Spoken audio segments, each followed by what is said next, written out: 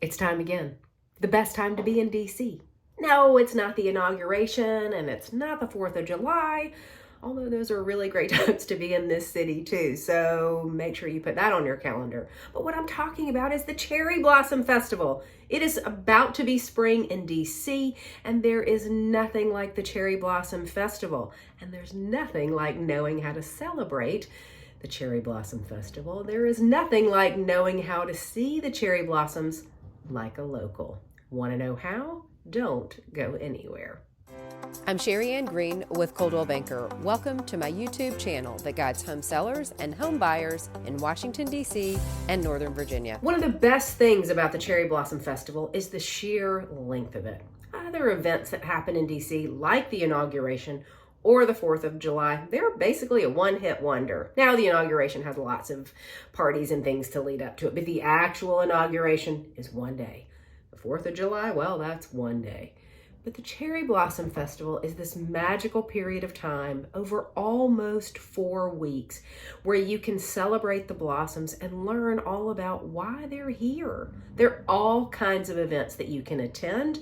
Many are free and open to the public, and it's a beautiful way to usher in the spring season, and it's a beautiful way to celebrate the city, and the most magical way to celebrate the blossoms. This year, 2023, the Cherry Blossom Festival is from March 20th to April 16th. That's almost 4 weeks of celebration, so there's bound to be something in there that you can attend or participate in. And the festival and those beautiful blossoms, they attract a lot of people who live here and a lot of tourists. This city can frankly get a little overcrowded and a little overrun with people and bikes and scooters and cabs and people on the metro and people walking and people crossing the street where they shouldn't be.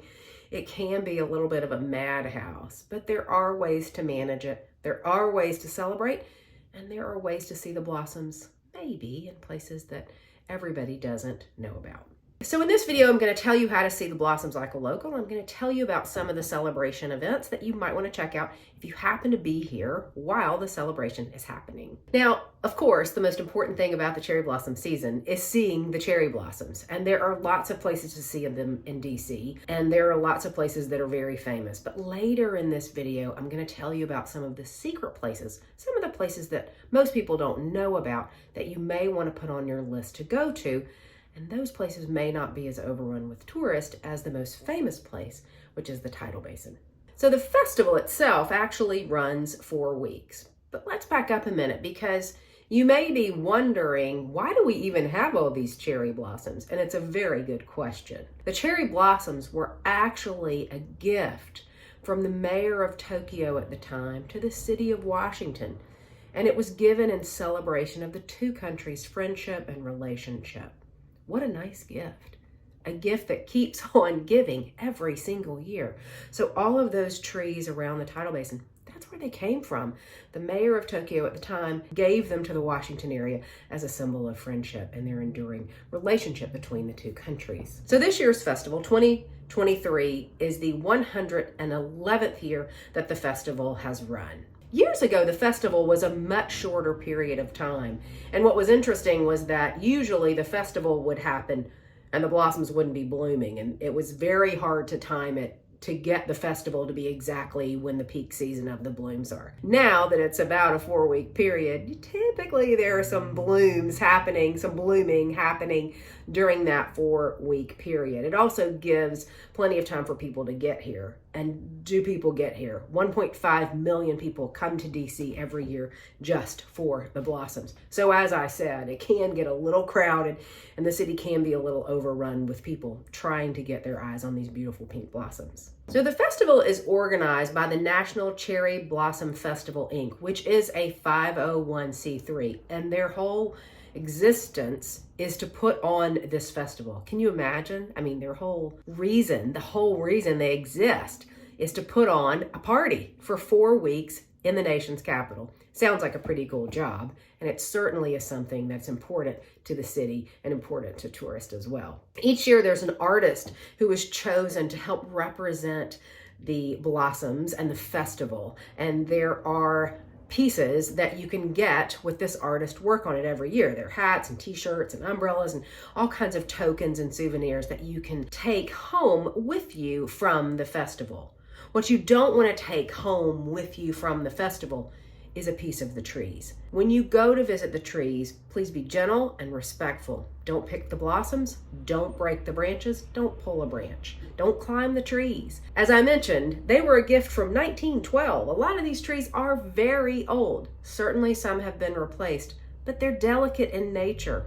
Snapping branches, plucking blossoms, climbing trees, you can be responsible for killing a tree, and I know you don't want to do that. So look, but don't touch. So how can you celebrate the festival just like a local? Here are some of my favorite ideas on how you may want to do that. First, there's an opening ceremony. It's one day and it's a big party, and there's an opening ceremony to celebrate the opening of the entire festival. It's an annual tribute to this long-standing friendship between Japan and the United States, and it's a great way to just kick off the whole month of fun. There are unique one-time performances from each country, so it's a neat way to see the culture of each and to understand why the blossoms are so important. Now, one of the things I want you to know is for all of these events that I mentioned, I'm going to put a link in the description or in a comment. So if there's anything that you want more information on, just head on down to the description or the comments and make sure you click the link related to the specific event that you want to know more about. So we've started with an opening festival. What's next? If you want a little music with your blossoms, there's going to be an A&A stage down on the Tidal Basin area as well. And the week or so of the peak blooms, there will be concerts every day. So make sure you check the schedule. There may be some music that you want to hear. It's a great way to celebrate, to sit and to enjoy the blossoms with some great live music. And of course, there's a parade. Of course, there's a parade. There's a parade that runs right through the heart of DC, right down Pennsylvania Avenue. And there are floats and bands and costumes. And again, it's another way to see the culture of America and the culture of Japan all through the eyes of the Cherry Blossom Festival during the parade. Portions of the parade are free to the public and you can stand along the route in certain areas. There are ticketed grandstand seats, so if you would like to sit down and enjoy the parade that way, make sure you go to the link down below and get the tickets that you need. Another fun event of the festival that's great for everybody is the Kite Festival. Who doesn't love a kite in the spring? And when they're on the National Mall, it is an amazing sight to see. So the Kite Festival as part of the Cherry Blossom Festival is something that you may want to check out. You can come bring your own kite and fly it, or you can watch other people. And it's a lovely way to enjoy a beautiful afternoon, stare up at the sky, the monuments, the kites, the cherry blossoms. It doesn't get much better.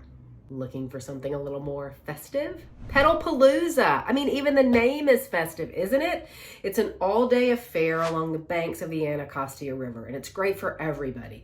There are activities and games and music and a beer garden.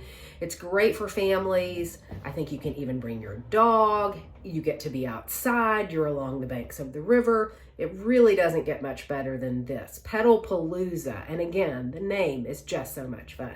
And yes, it's free and open to the public. Want a little more fashion with your fun? How about the Pink Tie Party? It is an annual event where people dress up in their most fun, loud, and fashionable pink outfits. And it's a cocktail party with beautiful hors d'oeuvres and great music, and you just get to enjoy spending time, finding friends, meeting new friends, networking. It's a great event where they celebrate the fashion and the fun involved with the pink of the celebration. Now, this is an event that requires tickets, and the tickets can be bought online. The great thing about buying a ticket is you're actually helping support the rest of the festival and keeping it free. So some of the proceeds, if not all, of the Pink Tie Party go to helping make the other events of the festival free and open to the public. Want to celebrate at home? You can do that too. There is an event called Petal Porches. And this was started a couple of years ago, 3 now, I think, and it's backed by popular demand. So neighbors around the city can decorate their front door, their front porch, whatever they have, their yard, with pink and petals and blossoms and wreaths and rabbits and all kinds of fun stuff. You can actually register your house to be viewed and to be a part of the official Petal Porches project. So I will put the link for that down below, but it's a fun way to celebrate and kind of makes it a cheery way to come home every day when you've got something pink and petal-like on your front porch. And yes, there's even a competition. So if you like keeping up with the Joneses, Petal Porches is your event. And lastly, and most importantly, you have to see the blossoms. I mean, there is nothing like walking along the tidal basin and you see the water and the monuments and those beautiful trees in full bloom. And if you get a little gust of wind, sometimes the blossoms start falling and it's like a lovely gentle pink snow. It's a really important part of living in DC or visiting DC at this time, is getting to see them at the tidal basin. You don't have to get out of your car, you can actually just drive around if you want. But again, there are going to be lots of people there. So think about that as you plan your day. You're probably gonna have to park pretty far away and walk, or you're gonna have to circle in your car, make sure you have plenty of gas, and you bring your patience. But it's a beautiful sight to see, no doubt. But there are other places that you can see the blossoms in DC and right outside of DC. And maybe that's what you want to do this year. So one of the first is really right close to the tidal basin, but not actually the tidal basin. So you're still going to get caught up in a little bit of the traffic, but it's a neat place to see the blossoms. And that is Haynes Point East Potomac Park. So again, it's right down near the tidal basin, but it's just another extension of that area. And it may be the better place for you to see the blossoms, or at least walk and get out of the crowds a little bit. If you have a car and you would like to drive out to see the blossoms, Kenwood, Maryland is your spot. You cannot park, so take the car, get to Kenwood, and you can drive through the neighborhood. It is one of the most stunning neighborhoods when all of these trees are in full bloom. These trees in Kenwood were actually planted in the 1940s as a way to attract new residents to their neighborhood. Isn't that cool? I thought that was such a great community idea and community event that they really create this beautiful neighborhood so they could attract people to it. And now they attract some of us, right, to see all the blossoms in the spring. So again, you cannot park in their neighborhood. You have to keep driving, but it's a really neat way to see the blossoms that is different than the tidal basin.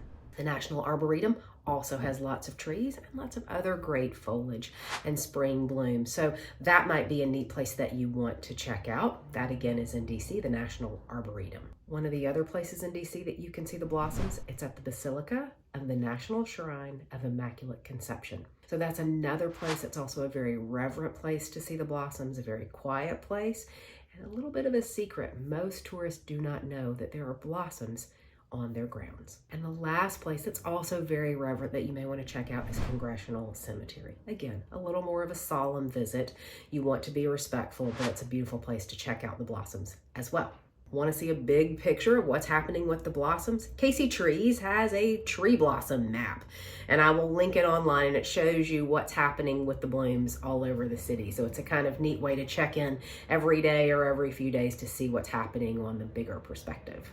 What's your favorite way to see the blossoms? Have you seen them before? I would love to know if you've come to DC just to see the blossoms, or if you live here and you wouldn't miss it every year, or if you're somebody who just petals their porch and doesn't do anything else. I'd love to know how you celebrate the blossoms. Are you new to my channel and want to learn more about DC? Then you need to download my DC guide. You can find it here. It's a quick overview of some of my favorite things about the city.